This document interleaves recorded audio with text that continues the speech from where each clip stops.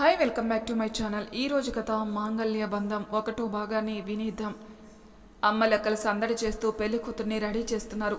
అక్కడ అందరి వదనాల్లోనూ నవ్వు నర్తిస్తూ ఉంది. ఒక్క పెళ్లి కూతురు మోములో తప్ప. ఒక విధమైన నిర్లిప్తతతో అద్దం ముందు బాపు బొమ్మలా కూర్చున్నప్పటికీ ఒక బొమ్మలానే తనకు కూడా ఒక మనసు ఉంటుందని గుర్తించలేని మనుషుల మధ్య జీవిస్తుంది. కాదు, జీవిస్తున్నట్టు నటిస్తూ ఉంది. త్వరగా కానివ్వండి, పంతులు గారు అమ్మాయిని తీసుకురమ్మంటున్నారు అంటూ ఆ పెళ్లి కూతురు పినతల్లి అయిన సావతి తల్లి హడావిడి పెట్టేసరికి పెళ్లి కూతురుని మండపంలోనికి తీసుకునెళ్లారు. అందరూ కూడా పెళ్లి కొడుకు ఎంత బాగున్నాడో, అచ్చం హీరోలా ఉన్నాడు అంటూ పెళ్లి కూతురుని ఏడిపిస్తూ ఉంటే నిజంగానే ఏడవలేక నవ్వుతూ ఉంది తను.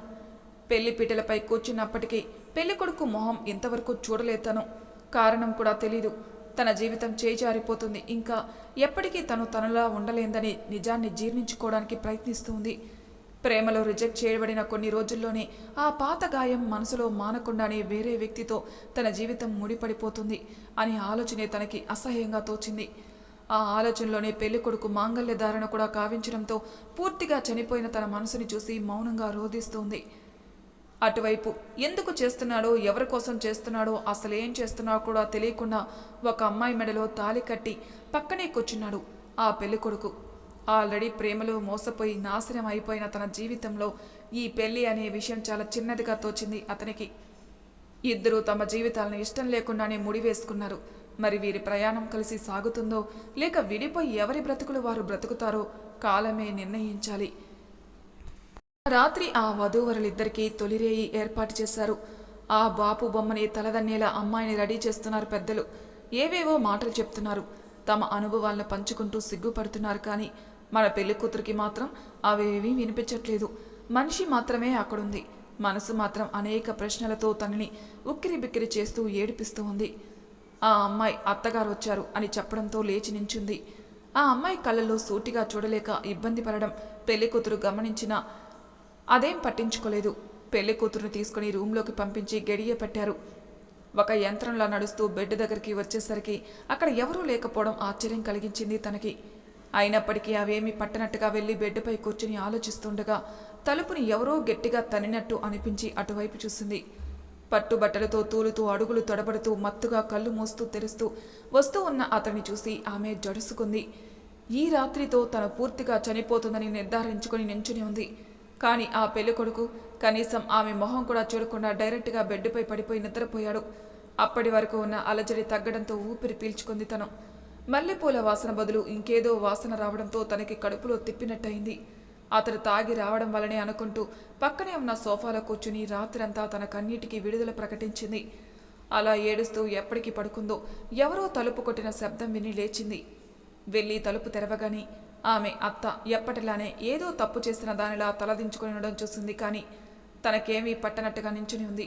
మళ్ళీ ఆమె టిఫిన్ చేయడానికి రమ్మంటూ చెప్పి వెళ్ళిపోయింది. లోపలికి వచ్చిన తనకి అడ్డదిడ్డంగా పడుకునున్న అతన్ని చూసి చిరాగ్గా ఫ్రెష్ అవ్వడానికి వెళ్ళింది. తర్వాత రోజు ఆమె వాళ్ళ మామయ్యతో మాట్లాడుతూ ఉంది. ఆ ఇంట్లో ఒకరితో మాట్లాడడం ఇదే మొదటిసారి. ఇష్టం లేకపోయినా తప్పలేదు తనకి. చెప్పమ్మా వసు, ఏదో మాట్లాడాలి అన్నావు అన్నాడు చంద్రం. వసు మన పెళ్లికూతురు పేరండోయ్. నేను మామూలుగా లీవ్ పెట్టి వచ్చాను మామయ్య గారు. ఇప్పటికే 1 వీక్ అయిపోయింది. నేను వెళ్ళాలి అంటుంది. ఎలా అయినా ఒప్పుకుంటే బాగుండు అనుకుంటుంది మనసులో. చంద్రం కాసేపు ఆలోచించి, నీ పెళ్లి ఎటువంటి పరిస్థితిలో జరిగిందో నాకు మీ నాన్నగారు చెప్పారమ్మా. పర్వాలేదు, నీకు సర్దుకోవడానికి కొంచెం టైం పడుతుంది. వెళ్ళు తల్లి, కానీ నీతో పాటు నీ భర్తను కూడా తీసుకుని పో అంటాడు ఆయన చాలా ప్రేమగా. భర్తనా? మళ్ళీ ఇదేం గొడవ అనుకుంటూ ఏదో చెప్పేలోపే వసు భర్త మన హీరో అర్జున్ నానా అంటూ అరిచి, మీరు చస్తా అంటేనే ఈ పెళ్లికి ఒప్పుకున్నాను, అంతేకాని ఈ ఊరి నుండి వెళ్ళడానికి కాదు, ఇందులో ఏ మార్పు లేదు అంటూ విసురుగా చెప్పి వెళ్ళిపోతాడు అర్జున్. వసు మనసులో హమ్మయ్య అని అనుకుంటూ, మావయ్య మరి నేను వెళ్ళనా అంటుంది భయపడుతూనే. సరే అమ్మా వెళ్ళిరా అంటూ లేచి బయటికి వెళ్ళిపోతాడు చంద్రం. పెళ్ళైతే అన్నా బాగుపడతాడు అనుకుంటే వీడు మారేలా కనపడట్లేదే అని బాధపడుతూ వెళ్ళిపోతాడు. ఆ రాత్రి ట్రైన్కి టికెట్ బుక్ చేసుకుని అన్నీ సర్దుకుంటూ ఉన్న కోడలి దగ్గరికి అత్తగారు వచ్చింది. ఆమె పేరు కాంతం. పేరుకే కాంతం. పాపం నోటిలో నాలుక లేని మనిషి. కోడలతో ఏదో చెప్పడానికి వచ్చి ధైర్యం సరిపోక వెనుతిరుగుతుంది. అత్తయ్య అని పిలుస్తుంది వసుంధర. ఆ పిలుపుకే కంట్లో సుడులు తిరుగుతూ ఉంటే వసు వైపు చూస్తుంది కాంతం. ఏమైనా చెప్పాలా నాతో అంటుంది మామూలుగా వసు. అది నీకు ఈ పెళ్ళి ఇష్టం లేకుండా చేశారని తెలుసు తల్లి నాకు. కానీ ఇప్పుడు వెళ్తున్నా నువ్వు మళ్ళీ తిరిగి ఇక్కడికి వస్తావని నాకు మాటిస్తావా అని అడుగుతుంది కాంతం. వెళ్తున్నానని తెలిసి వెళ్ళొద్దు అనలేక మళ్ళీ రమ్మంటున్నారు అంతేనా అంటుంది జీవం లేని నవ్వుతూ వసు. నా కొడుకు బంగారం తల్లి, వాడి జీవితం ఇలా అయిపోవడానికి సగం కారణం నేనే. అందుకే వాడి జీవితం సరి అవుతుంది అంటే ఈ పెళ్లికి ఒప్పుకున్నాను. కానీ నువ్వు వెళ్ళిపోతానంటుంటే భయంగా ఉంది తల్లి అంటుంది కాంతం. ఈ భూమి మీద స్వార్థం తప్ప నాకు ఇంకేం కనపడట్లేదు అత్తయ్య. నా రాత ఎలా ఉంటే అలానే జరుగుతుంది. మళ్ళీ ఇక్కడికే రావాలని రాసి పెట్టుంటే దానిని ఎవరం మార్చలేం అంటుంది వస్తున్న ఏడుపుని ఆపుకుంటూ వసు. కాంతం ఏం మాట్లాడలేక అక్కడి నుండి మళ్ళీ రావాలని ఆ దేవుణ్ణి కోరుకుంటున్నాను అనుకుంటూ వెళ్ళిపోతుంది. ఆ రాత్రి తనని స్టేషన్లో డ్రాప్ చేయడానికి అర్జున్ని వెళ్ళమంటారు చంద్రం గారు. తను వెళ్లే బార్ అటే అవడంతో ఒప్పుకుంటాడు. ఆడపిల్ల అనే కారణంతో, అంతేకాని ఆమెని వేరే విధంగా ఇంతవరకు అనుకోనిలేదు. అర్జున్ స్టేషన్ ముందు దింపి బైక్ స్టార్ట్ చేసుకుని వెళ్ళిపోతాడు. వసు కూడా దిగడమే వెనక్కి తిరిగి చూడకుండా స్టేషన్ వైపు నడుస్తూ ఉంది. ట్రైన్ ఎక్కి తన బెర్త్లో పడుకుని మళ్ళీ కన్నిటికీ స్వేచ్ఛనిచ్చి తన ఆలోచనలోకి వెళ్ళిపోయింది. ఈ పెళ్లి జరగకముందు తన జీవితం ఏంటో అంతా గుర్తు చేసుకుంటూ తన ప్రయాణం సాగించింది. వసుమతి తన పేరు. తన తల్లి ఎంతో ప్రేమగా పెట్టుకున్న పేరది.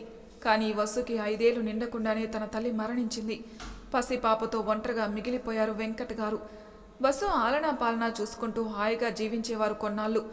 కానీ వెంకట్ వాళ్ళ తల్లిదండ్రులు చిన్నపిల్ల, అందులోనూ ఆడపిల్లని ఎలా పెంచుతావంటూ వద్దు అన్నా వినకుండా వసు తల్లిగారైనటువంటి రాధగారి సొంత చెల్లెలి అయిన గీత గారినిచ్చి చేశారు. బయట ఆడపిల్ల అయితే ఆ కూతుర్ని సరిగా చూడరు అని పెళ్లికి ఇంతకాలం ఒప్పుకోలేదు వెంకట్ గారు. కానీ గీత స్వయాన రాధ చెల్లెలు కావడంతో అక్క కూతుర్ని సొంత కూతురులా చూసుకుంటుందన్న నమ్మకంతో ఆమె మెడలో తాళి కట్టారు. గీత గారు వెంకట్ గారికి భార్య అయిందే కానీ వసుకి తల్లి కాలేకపోయింది. వసుని ఎప్పుడు తిట్టి ఎరగదు, అలా అని ఎప్పుడు పొగిడి ముద్దు చేసి ఎరగదు. ఎప్పుడు ఏ పని చెప్పేది కాదు. అలా అని ఏమైనా పని చేస్తుంటే వద్దు అనేదే కాదు. ఎప్పుడు ద్వేషం చూపించలేదు. అలా అని ప్రేమను కూడా పంచలేదు. దానికి తోడు ఒక బాబు పుట్టేసరికి ఇంట్లో సోఫా ఎలాగో, బెడ్ ఎలాగో, లేదంటే ఒక వస్తువు ఎలాగో వసు కూడా అలానే అయిపోయింది. వసుకి చిన్నతనం నుండి ఏ ఆనందమూ దొరకలేదు. అయినా తన నాన్నగారి కోసం అన్నిటినీ సంతోషంగా భరించేది. వెంకట్ గారు తెలియక చేసిన తప్పుకి ఇప్పటికీ నరకం అనుభవిస్తూనే ఉన్నారు లోపల. కానీ బయటికి మాత్రం నవ్వుతూ ఉంటారు. వసు కూడా తన నాన్న ప్రేమ కోసం అక్కడే ఉంటుంది.